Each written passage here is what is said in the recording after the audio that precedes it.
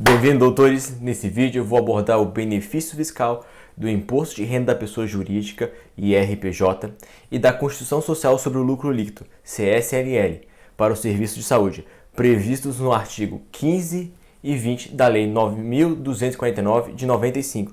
Quer saber o que é? E o mais importante, a quem se aplica? Te ajeita no sofá, pega um café e vem comigo cuidar do órgão mais sensível do corpo humano, o bolso. Aguardo vocês após a vinheta.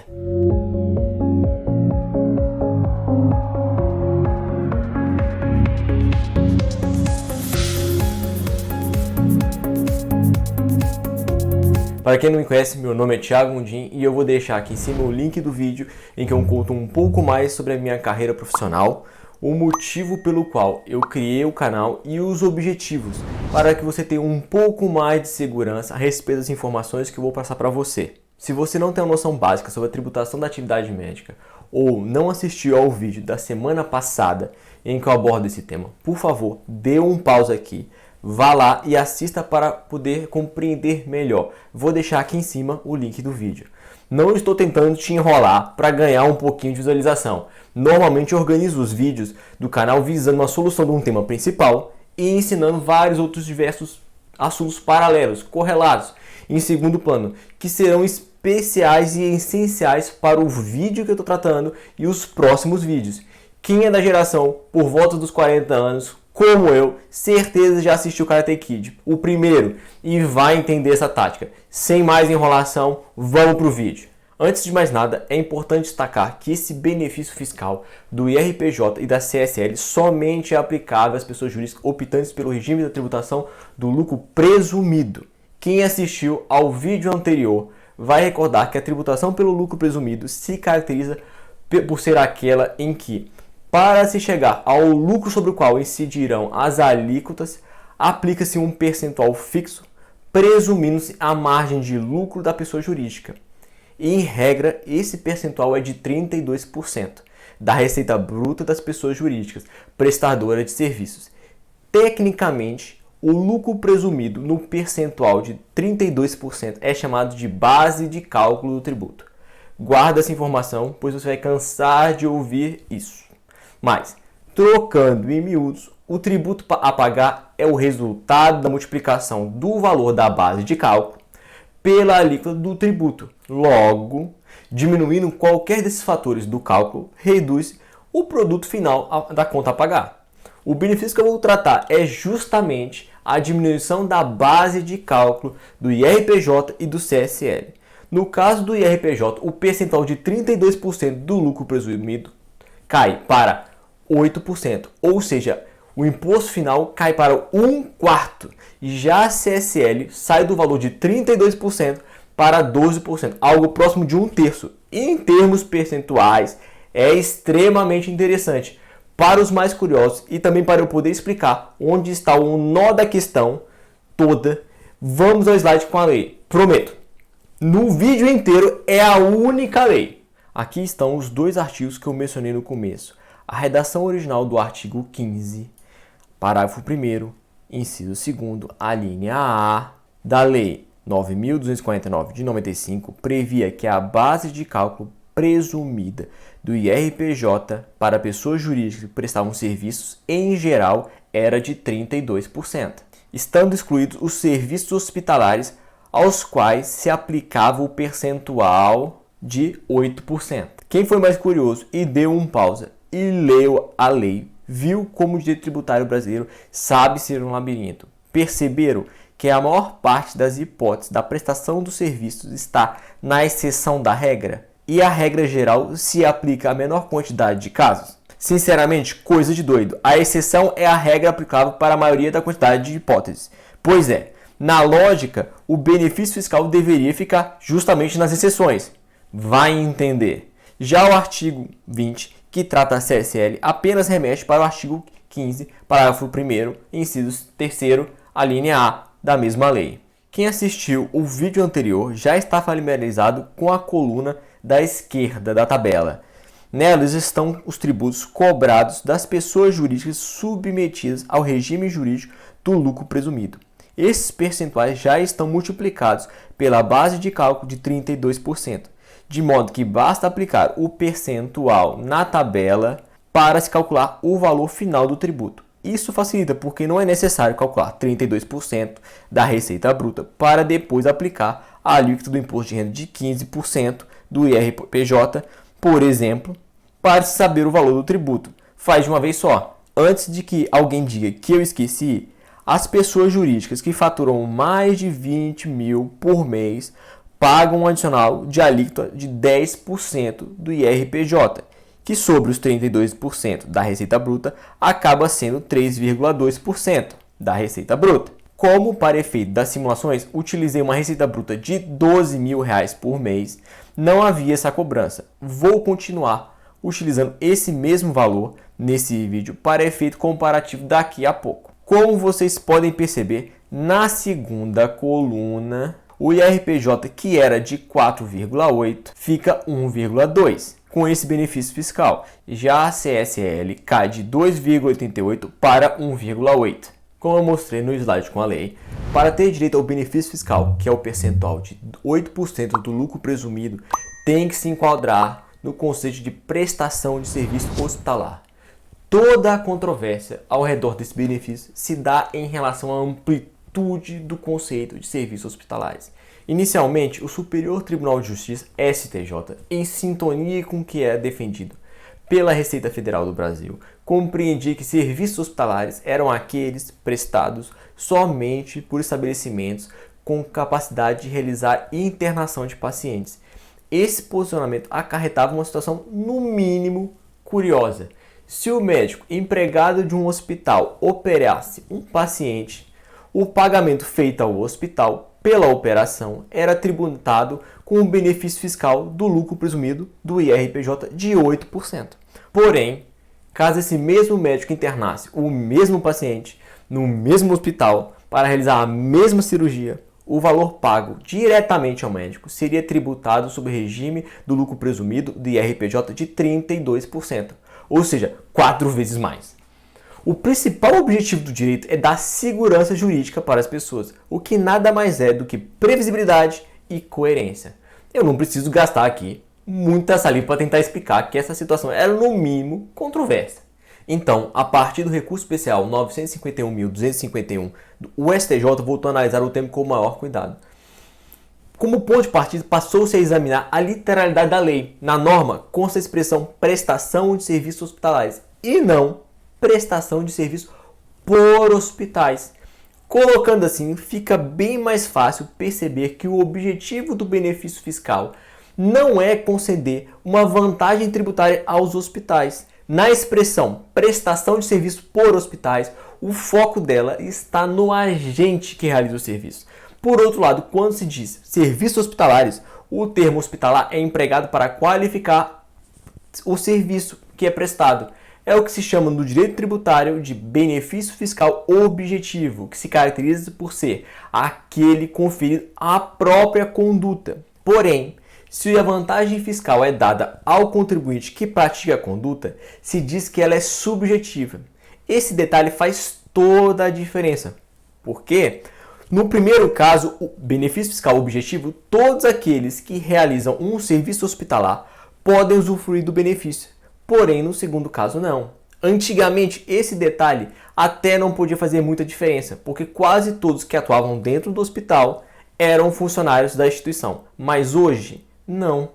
Muitas pessoas jurídicas independentes atuam dentro do estabelecimento do hospital, seja por meio de uma terceirização de serviços ou mesmo autorização. Assim, melhor analisando a questão, o STJ mudou de entendimento. Vou mostrar um trecho do conteúdo da decisão nesse sentido. Se a intenção do legislador, que, não se deve esquecer, representa a vontade popular, fosse beneficiar determinados contribuintes em face de suas características particulares, concedendo, assim, uma isenção subjetiva, a regra deveria referir-se a esses sujeitos e não aos serviços prestados por eles. Dessa forma, não se deve restringir o benefício aos hospitais, até mesmo porque, Se esse fosse o propósito da lei, caberia explicitar-se que a concessão estaria dirigida apenas a esses estabelecimentos, pois nada o impediria de ter assim procedido. Em reforço a esse argumento, é importante relatar que, inicialmente, as instruções normativas da Receita Federal não faziam qualquer referência à necessidade de internação de pacientes como condição para se considerar como serviço hospitalar e, portanto, usufruir do benefício. Somente a partir da Resolução 480 de 2004 passou a constar esse requisito. Porém, o artigo 15 da Lei 9.249 não impõe esse requisito para ter direito ao benefício fiscal. Portanto, uma instrução normativa, norma de hierarquia inferior, não poderia estar em desacordo com a lei, impondo uma limitação que ela não impôs. Sobre essa temática da hierarquia das normas, eu expliquei com maiores detalhes no vídeo do Código do Consumidor na Medicina. Quem quiser entender melhor, vou deixar o link aqui em cima. Por uma questão de tempo, eu estou fazendo um resumo bem apertado dessas partes importantes nos slides. Os mais curiosos ou desconfiados, fiquem à vontade para ler com calma. Ok, mas o que o STJ definiu como serviço hospitalar? Está nesse parágrafo aqui. Em conclusão, por serviços hospitalares, compreende-se aqueles que estão relacionados a atividades desenvolvidas nos hospitais, ligados diretamente à promoção da saúde, podendo ser prestados no interior do estabelecimento hospitalar, mas não havendo esta obrigatoriedade. Deve-se, por certo, excluir do benefício simples prestações de serviços realizados por profissionais liberais consubstanciadas em consultas médicas, já que essa atividade não se identifica com as atividades prestadas no âmbito hospitalar, mas sim nos consultórios médicos. Você percebe que é um advérbio de local. Como vocês podem perceber, a definição foi elaborada em oposição aos serviços prestados em consultórios médicos e em edificações comerciais. Os serviços hospitalares são aqueles que, em razão da complexidade, há a necessidade da adoção de salvaguardas em benefício do paciente diante da hipótese do surgimento de intercorrência que exige a pronta atuação com a aparelhagem existente em grandes centros de saúde. Em outras palavras, o serviço hospitalar não é porque é prestado por hospital, e sim porque exige o apoio da estrutura e instrumentos encontrados normalmente no âmbito dos hospitais, com o objetivo de garantir a segurança do próprio paciente.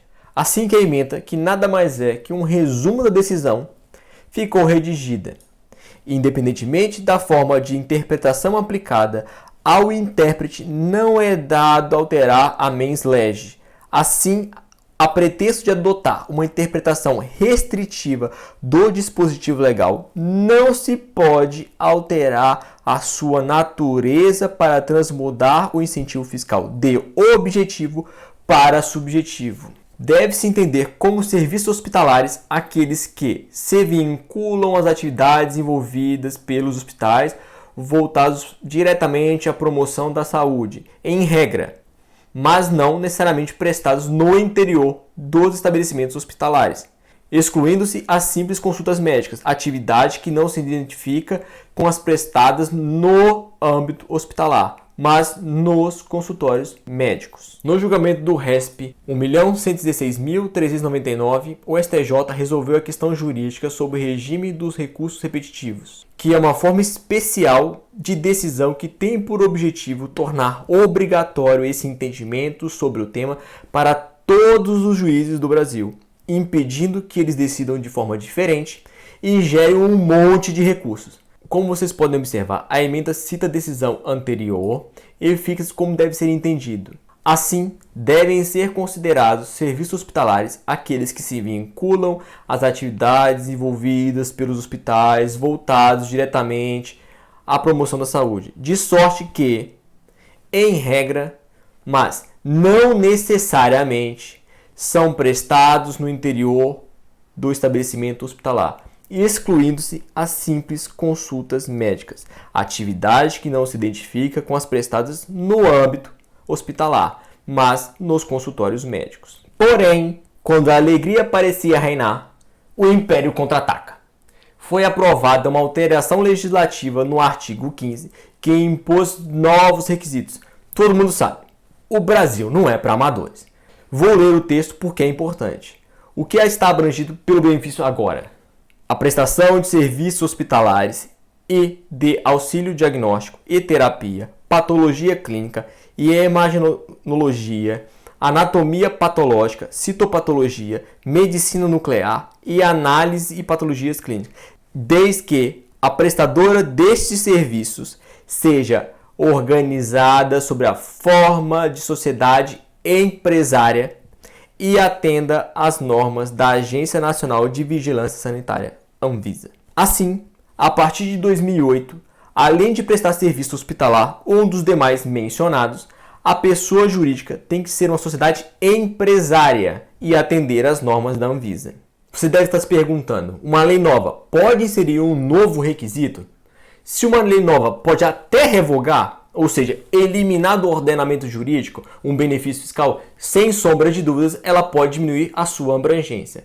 E o STJ já se manifestou sobre a legalidade dessa alteração. O artigo 15, com a redação dada pela Lei 11.727 de 2008, cuja produção de efeitos efetivou-se a partir de 2009, estabeleceu um novo requisito objetivo para o gozo da alíquota reduzida de IRPJ e CSL, qual seja, a exigência da constituição da prestadora de serviços sobre a forma de sociedade empresária. Tal restrição ao tipo societário para o gozo do benefício não colide com o entendimento firmado pela primeira sessão do STJ no julgamento do RESP 1.116.399, que a gente acabou de ver. Mas quem pode ser uma sociedade médica empresária ou uma sociedade médica simples? Eu abordei esse tema no vídeo da extinção da Eireli e vou deixar aqui do lado o link para quem quiser aprofundar ou recordar o tema. Tudo bem? E a Anvisa pode estabelecer o requisito da internação de paciente como elemento do conceito de serviço hospitalar? Não, não pode, porque o STJ já definiu a amplitude do conceito de serviço hospitalar previsto na lei e nela não existe essa condição. Portanto, a Anvisa não poderia incluir esse requisito. O problema é que a decisão, por meio daquela forma especial dos recursos repetitivos, só obriga os juízes e não os órgãos da administração pública. E pior, não existe norma que permita à administração pública alterar o seu entendimento com base no que foi decidido pelo STJ no recurso repetitivo. Ainda mais quando esse entendimento pode ser modificado lá no Supremo. Só então se pode afirmar que está pacificado de vez. Além disso, os agentes públicos só podem fazer aquilo que está autorizado por lei. Logo, estão de mãos atadas e não resta outra saída se não recorrer ao judiciário. Essa decisão eu trouxe apenas a título de exemplo de serviço hospitalar abrangido pelo benefício fiscal, procedimento de hemodiálise. Nesse caso, a pessoa jurídica deixou de ter direito porque passou da condição de sociedade empresária para a sociedade limitada. Se a sociedade médica empresária está apta a gozar do benefício, todas as receitas da pessoa jurídica serão tributadas levando-se em consideração ao benefício fiscal? Não, apenas aquelas que se enquadram no conceito de serviço hospitalar, o qual exclui as simples consultas médicas. Portanto, uma parte será sobre o lucro presumido de 8% e outra parte sobre o lucro presumido de 32%. Vamos ler a parte da decisão que importa.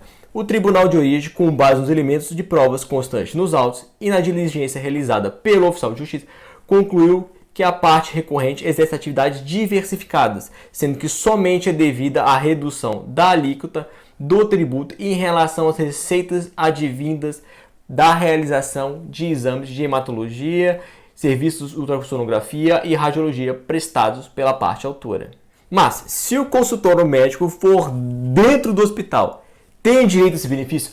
Não. O STJ também já resolveu essa questão. Para evitar eventuais dúvidas sobre o alcance do julgado, faz-se oportuno constar do acordo embargado que não é extensível o benefício aos consultórios médicos somente pelo fato de estarem localizados dentro de um hospital, onde apenas sejam realizadas consultas médicas que não envolvam qualquer outro procedimento médico. Ok, minha pessoa jurídica é empresária, atende às normas da Anvisa, já posso ligar para o meu contador e pedir para ele começar a apurar os tributos de forma diferente com o benefício fiscal? Então, lembra que eu disse que no Brasil tudo só termina no Supremo Tribunal Federal? A Receita Federal do Brasil e a Procuradoria da Fazenda Nacional são durões. Lembra que eu comentei no vídeo passado? Eles ainda não se deram por vencidos. A Receita Federal tem a Instrução Normativa 1234 de 2012, que o artigo 30 dispõe que os serviços hospitalares são aqueles vinculados às atividades desenvolvidas pelos hospitais. Logo, se você não tiver acobertado por uma decisão judicial que autorize apurar com base no benefício fiscal, a Receita Federal do Brasil não tem escolha, porque a lei obriga a cobrança do tributo. Vão apurar a diferença, atuar a pessoa jurídica e aplicar aquela multinha de 100% no mínimo, corrigido tudo pela Selic. Mesmo com decisão judicial, existe o risco dela ser revogada lá no final se o STF entender diferente do STJ e a Receita Federal agir cobrando tudo com a multa e a Selic. A única salvação mesmo é conseguir a decisão judicial e depositar em juízo as diferenças dentro do prazo legal correto, até o trânsito julgado da sua ação. Se ao final você ganhar, terá feito uma poupança forçada. Caso perca, já está tudo pago dentro do prazo legal e a Receita Federal não vai aplicar multa com a correção da Selic. Sem falar que, fazendo assim, você mostra boa fé no sentido de que a ideia é pagar o que é devido e não sonegar. Quando esse tipo de coisa acontecia comigo, na época que eu estava na Procuradoria da Fazenda Nacional, eu adorava. Ficava claro que o contribuinte estava bem intencionado. Mas afinal de contas, vale a pena superar todo esse calvário por conta do benefício fiscal? Da mesma forma que no vídeo anterior, fiz uma simulação com uma renda de 12 mil para termos uma base de comparação. Na tabela, apesar de eu ter feito o cálculo sem o recebimento de parte do valor líquido a título de prolabore, não é de forma alguma o melhor caminho pelos motivos que eu expliquei no vídeo anterior.